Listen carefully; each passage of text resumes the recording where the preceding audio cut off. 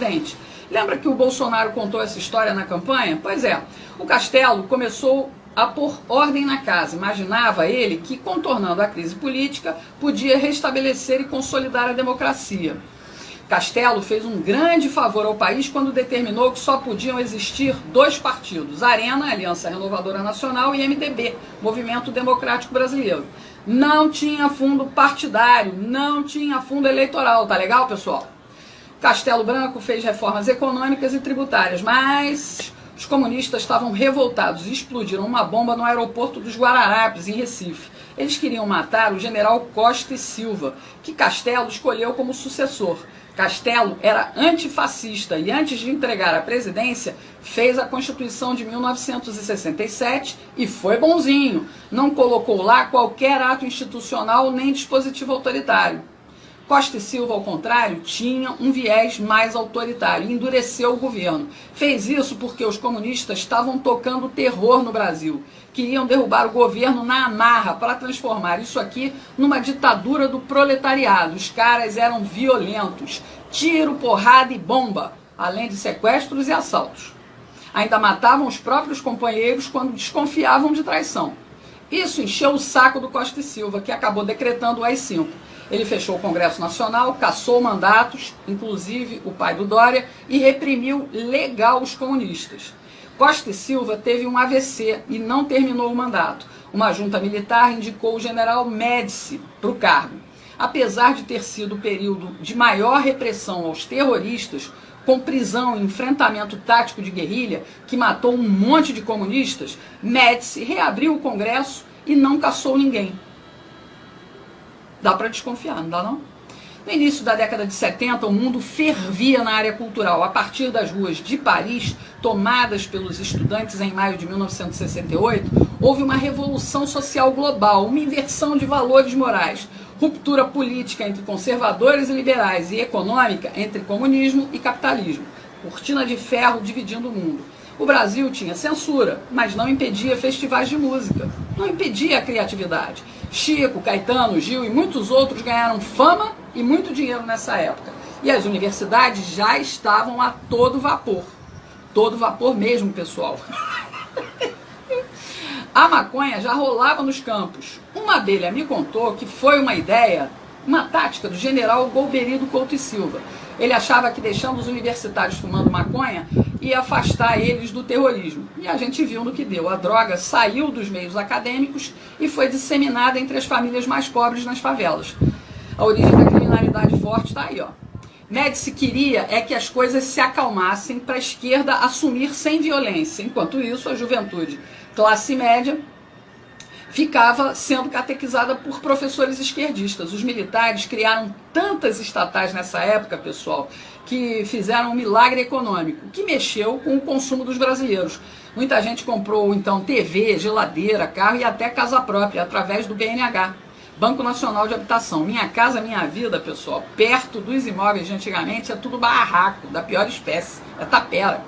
O Médici levou fama de carrasco porque a comunistada estava no exílio e não suportava ver o desenvolvimento do país, ainda que fosse sob controle estatal. Os comunas que ficaram aqui peitaram o governo com ataques violentos de guerrilha. Médici pretendia resolver tudo e devolver para os civis, mas o comunista é uma raça desgraçada. Médici indicou Geisel, que foi tenentista como ele. Os dois, inclusive, apoiaram a posse do Jango. Esse pessoal Oliva é muito azeitado, não é mesmo? Geisel foi eleito pelo Colégio Eleitoral do Congresso e o alemão foi quem deu o início ao processo de abertura política. Ele sabia que a mídia, a cultura e o ensino já estavam esquerdizados, então a transição ia ser fácil. Enfim, Geisel se aproximou da República Popular da China, reconheceu a independência de Angola pelos comunistas, fez acordo nuclear com a Alemanha e até deu fim ao AI-5. Por tudo isso, ele bateu de frente com oficiais linha dura, que não queriam de maneira nenhuma devolver o país nas mãos dos comunistas. Geisel venceu a queda de braço e impôs João Figueiredo como sucessor. Ele sabia que Figueiredo só queria cuidar de cavalo e cumpriria a ordem de fazer a abertura ampla, geral e irrestrita. Com tudo pronto, foi só os comunistas do exílio voltarem. A esquerda no poder seria facilmente o próximo passo, mas de forma lenta e gradual, para que a gente nem sentisse tanto. Enquanto isso, o maior pelego de todos os tempos estava sendo gestado lá no sindicalismo. Nossa esquerda aprendeu a agir sem tanta pressa. Aturamos o Sarney, pessoal, por 5 longos anos, em troca de uma Constituição social-democrata, nome bonito para esconder a ação nefasta da esquerda comunista. Na cultura, a música brasileira já apresentava os resultados dessa esquerdização, definhando em conteúdo e em qualidade. O ensino foi banalizado e nos transformou em idiotas úteis. A imprensa e a televisão foram nos reeducando. Sem perceber, fomos renegando a família, a pátria e Deus. Tudo em nome de justiça social. Bem devagarinho, para que a gente não sentisse nada e não tivesse forças para reagir. Mensagens progressistas para moldar um novo Brasil. Politicamente correto. Tivemos um soluço com a eleição do Collor, mas o sistema estava dominado e o corrupto egoísta dançou. Surgiram os caras pintados manipulados pela minissérie Anos Rebeldes da Rede Globo, lembra? O Plano Real colocou dinheiro no bolso da sociedade e estendeu o tapete vermelho para a social-democracia. Elegemos Fernando Henrique, o sociólogo, filho de um tenentista. Ele abriu o caminho para o analfabeto sindicalista bem adestrado pelo socialismo. Lula instaurou a supremacia da estrela vermelha, onde empresários corruptos alimentavam políticos corruptos.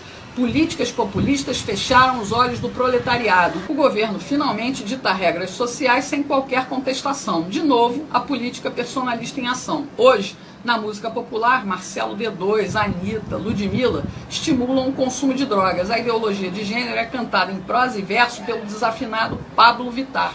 Lixo cultural. A gente engole isso toda hora. Começamos a dar sinais de reação quando votamos em Jair Bolsonaro para a presidência da República. Mas o estrago da ideologização política, pessoal, continua atrapalhando. E não permitiu o serviço de limpeza completo. Continuamos errando nas urnas. Mantivemos um monte de comunistas, socialistas, progressistas e liberais, tudo junto e misturado lá no Congresso. Gleisi Hoffmann, Maria do Rosário, Paulo Pimenta, Ranolfo Rodrigues, o cuequeiro José Guimarães, Cid Gomes, Marcelo Freixo, Tabata Amaral, o namorado da Fátima Bernardes, o João Campos, filho do Eduardo Campos, o Kim Kataguiri do MBL, a tal da Talíria Petroni e muitos outros, muitos outros. Essa Talíria, inclusive, pessoal, é professora de história, igual ao Freixo. Depois que o secretário de Cultura do governo conservador de Bolsonaro fez a cagada de gravar um vídeo com estética nazi, a esquerda aproveitou para juntar mais um xingamento contra nós conservadores. Agora, além de fascistas, viramos nazista na boca dessa gentalha comunista. Tudo com o apoio velado de Rodrigo Botafogo Maia, que faz conluio com essa gente, com o Centrão, para derrubar pautas conservadoras do Bolsonaro e para derrubar também ministros como o Weintraub e a Damares. Mas, para mostrar diferença entre nazismo e comunismo, a tal da Talíria até publicou uma homenagem ao genocida Lenin e ao ideólogo da política cultural nazista, comunista, fascista, Antônio Gramsci. Enalteceu o chorume do lixo da ideologia que destrói a inteligência, que matou mais de 100 milhões de pessoas. Marcelo D2 ainda disse que a gente tinha que ter gravado na testa com faca a palavra nazista. Entendendo tudo isso, você vai finalmente compreender que a nossa liberdade começou a voltar para as nossas mãos a partir da internet. Abrimos a porta de fuga da ditadura da mídia jornalística e cultural. Ganhamos voz e ecoamos nossos pensamentos e valores cristãos, conservadores, aqui, pela internet. Entendeu por que o sistema odeia tanto tudo isso? Bolsonaro entrou para desviar a rota que nos levava para o comunismo, mas os comunas de capitalismo não se dão por satisfeitos, não dão trégua. Veja o caso do governador de São Paulo, João Dória. Ele é empresário de lobby. Isso mesmo, lobby. Esperto como ele só, criou o LIDE, Grupo de Líderes Empresariais. Ele viveu sempre, a vida toda, de promover encontros entre industriais, empreiteiros e banqueiros com o poder público, os políticos. Entendeu a jogada? A empresa recebe altas comissões por isso. Depois do mensalão, e principalmente depois do escândalo do Petrolão, as coisas ficaram mais vigiadas e mais discretas. Aí o que fez o João Dória? Decidiu ele mesmo entrar no poder público. Primeiro, com seu jeito engomadinho, milionário ostentação, engambelou os paulistas, que acreditaram que ele seria o prefeito ideal para governar São Paulo. Mas a ambição do Dória, a gente sabe, é bem maior.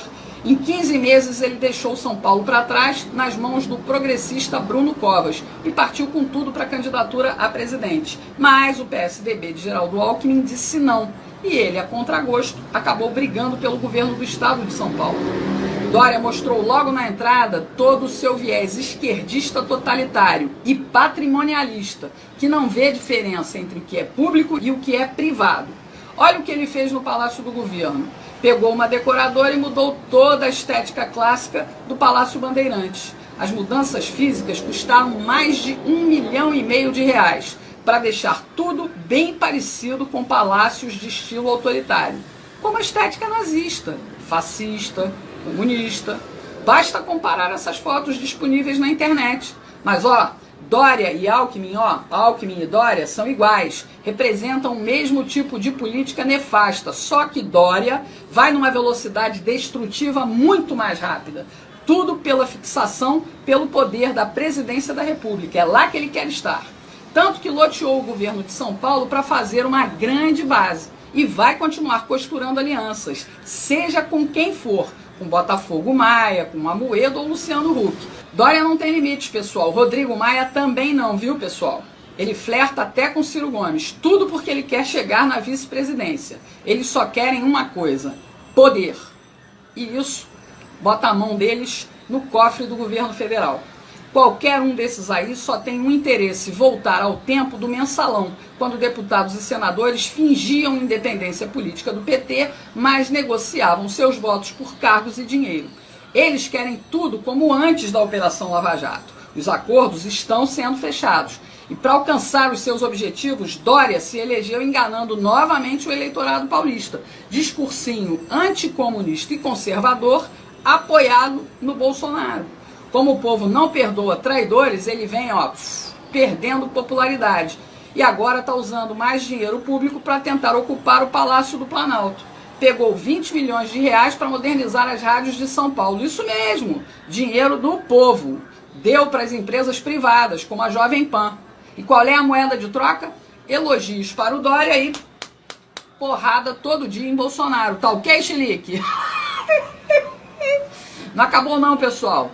Ele sabe que a nossa independência da mídia tradicional continua acentuada na internet. E olha o que ele fez agora. Olha o que ele fez. Olha o que ele fez. Pegou mais 15 milhões do dinheiro público para contratar uma empresa de vigilância da internet. Dória quer saber o que falam dele 24 horas por dia, 7 dias por semana, e quer fichar os seus detratores. Saber quem age contra o seu projeto de poder rumo a Brasília. Quer tirar a gente do caminho dele. E aí eu te pergunto, nós vamos deixar?